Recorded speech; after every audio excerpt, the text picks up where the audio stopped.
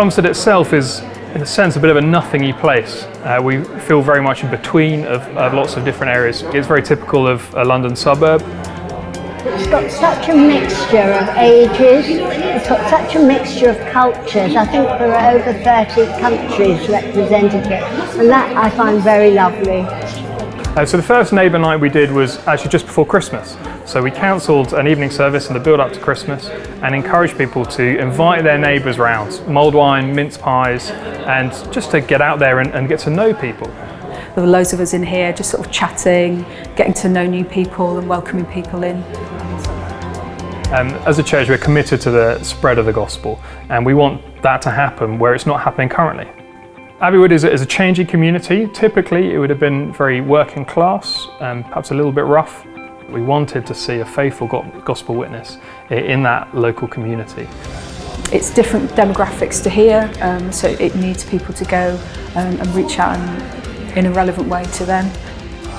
It started off with about, I think, 40, 50 of us, and now they're having about 90 coming regularly, so they're growing, so it's just so good to see that.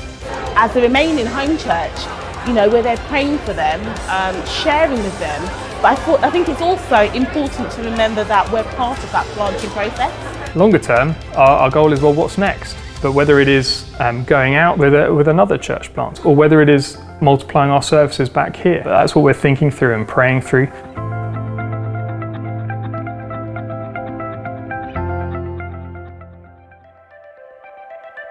Cowplain is quite a small area, fairly lower middle class. Most people will have a job. Life is okay, so why do we need Jesus? We spent lots of times as an eldership, and over a number of years, you know, I tried to ride two different horses, and in the end I just settled down and thought, no, we need to really aim our morning services at seekers, and our evening service is very different. It's expository Bible teaching. We go slowly through a book of the Bible, whereas in the mornings we're saying, come yourself, of course, but bring people with you.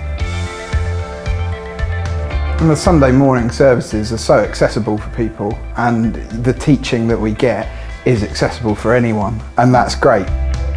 There's lots of activities here, lots of ways you can get involved and help.